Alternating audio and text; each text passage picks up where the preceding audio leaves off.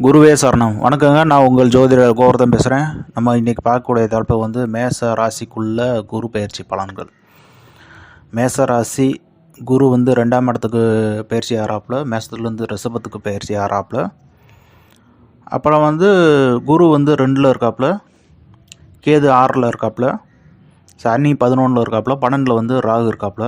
அப்போ இதோட பலன்கள் எப்படி இருக்குன்னா, வருமானம் வந்து வரும், வருமானம் பெருகும். ஆனால் அது தகுந்த மாதிரி செலவும் இருக்கும். ஏன்னா 12ல் ராகு இருக்கார்ல, அப்போ வந்து என்னென்னா செலவுகள் அதிகரிக்கும். எந்த மாதிரி செலவுனா ஆடம்பரமான செலவுகள், வீண் செலவுகள் வந்து வர்றதுக்கு வாய்ப்புகள் வந்து ஏஜ் ஃபேக்டருக்கு தகுந்த மாதிரி, ஒவ்வொரு வயசுக்கு தகுந்த மாதிரி ஆட்களுக்கு வந்து இளம் வயசாக இருந்தால் என்ஜாய்மெண்ட்டு, இந்த தேவையில்லாத பொருட்களை வாங்கி போடுறது, அந்த மாதிரி இதெல்லாம் பண்ணுவாங்க.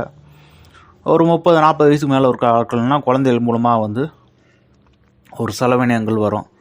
ஒரு 40-45-50க்கு மேலே இருந்துச்சுன்னா அவங்களுக்கு வந்து மருத்துவ ரீதியான செலவுகள் வரும். அதுக்கப்புறம் 70-80 போயிடுச்சுன்னா அவங்க வந்து ஆன்மீக ரீதியாக பயணம் போடுறதுக்கு வாய்ப்புகள் உண்டு. அந்த ஆன்மீக ரீதியான பயணம் பண்ணுறது எப்படின்னா வந்து கொஞ்சம் இந்த டூரிஸ்ட்டு ஸ்பாட்டில் வந்து கூப்பிட்டு போவாங்க. அந்த மாதிரி ஒரு பயணத்தை மேற்கொள்கிறதுக்கு வாய்ப்பு உண்டு. காசி யாத்திரை அந்த மாதிரி வந்து ஒரு சுற்றுப்பயணம் மேற்கொள்கிறதுக்கு வாய்ப்புகள் உண்டு. மேசராசிக்கு 60-70 வயசுன்னா இன்றைக்கி ரிட்டையர்மெண்ட் ஏஜே வந்து 65 மாதிரி ஆகிப்போச்சு. 65 வயசுலேயே உட்காந்து உழைச்சாலும் விலைவாசிக்கு கட்டுப்படி ஆக மாட்டுதில்ல. அதனால தான் அந்த ஏஜில் சொல்கிறது. மிக்க நன்றி. மற்றொரு பதிவில் சந்திப்போம். மிக்க நன்றி. வணக்கம்.